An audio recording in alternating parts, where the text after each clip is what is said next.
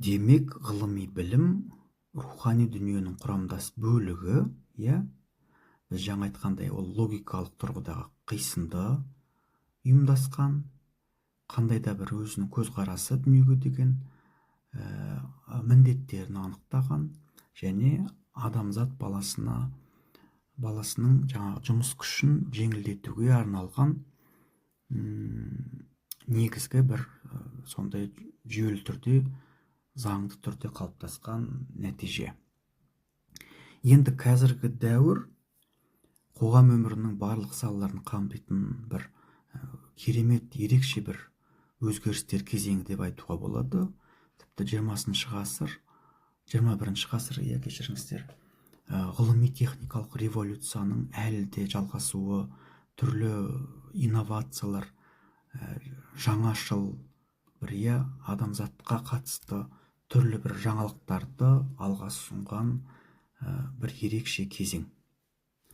Демек, ғылым мен өндірістің бір-бірімен қабысуы мен бірігуі, ғылымның тікелей өндіргіш күшке айналуы қазіргі ғылымның негізгі ерекшеліктері. Жалпы ғылыми білімнің ерекшеліктері дегеніміз не? Бұл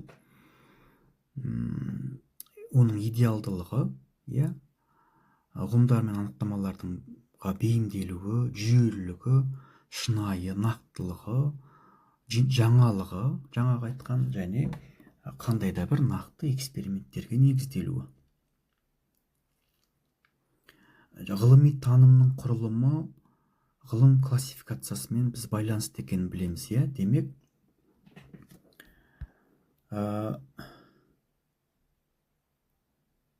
классификацияның қажетті бір өлшемдері болу қажет. Яғни ғылыми классификацияның қажетті өлшемдері дегеніміз бұлар не? Бұлар классификация нәтижесінде ғылыми білімнің ешбір түрі бөлінбей қалмайтындығы, олардың бірін-бірі жоққа шығармауы және ортақ бір мақсат үшін жұмыс жасауы деп біз айта аламыз. Енді ғылыми теорияның қалыптасу барысында біз гипотеза туралы айтпай кетпеу мүмкін емес. Себебі гипотеза ғылыми тұрғыдан алғанда дәйектелген, болжамға негізделген теория. Әрине, кез келген болжам ол жайдан жай бола бермейді. Ол нақты бір негіздерге тәуелді, соған сүйенеді. Бұл үшін біріншіден ол болжам ғылымның сол саласындағы осы уақытқа дейін белгілі ғылыми жетістіктерге қайшы келмей, керісінше оларды әрі қарай өркендетуіне жол ашу керек. Сондай-ақ ол болжамның ықтималдығы тиянақталған болуға тиіс. Өйткені гипотеза практикадан, тексеруден өткен жағдайда немесе ақиқаттығы әбден дәлелденген, оның шынайы білім екендігі нақты дәлелденген мәселелерден туындап тұрған болса, ол сол жағдайда ғана тек ғылыми теорияға айналады. Неге? Өйткені біз жаңа айттық, кез келген жаңағы объектіні, кез келген зерттеу нысанын зерттеу үшін бізге нақты методология қажет деп.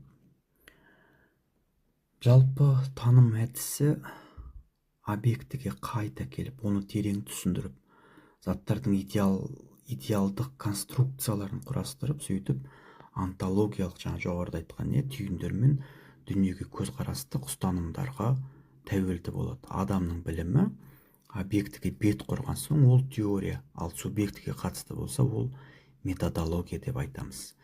Неге? Өйткені методология дегеніміз бұл белгілі бір білім қалыптастыру процесі, яғни оны адамның, демек танушының қызметінің нәтижесі деп түсінуіміз қажет. Сөйтіп бұл онтологиялық тұрғыда кез келген зерттеу объектісінің мәнін, оның құбылысын ашуға жәрдем береді. Енді методологиялық негізгі принциптер туралы біз айта кетуіміз қажет. Бұл тұста қандай методологиялық принциптер бар? Бұл даму принципі біріншіден, екіншіден детерминизм принципі, үшіншіден жүйелік принципі, төртінші объектілеу принципі, бесінші жан-жақты принцип, алтыншы тәжірибе принципі туралы айта кеткен абзал. Даму принципі дегеніміз бүкіл заттар мен құбылыстардың өзгеруі, дамуы, бір-біріне көшуі туралы принцип, яғни осы принцип философиялық білімнің шеңберінде, яғни диалектика ілімін қалыптастырды. Себебі диалектика дегеніміз барлық құбылыс атаулының жалпы өзгеруі, даму заңдылықтары туралы ілім. Біз бұны философия курсында қарастырған болатынбыз.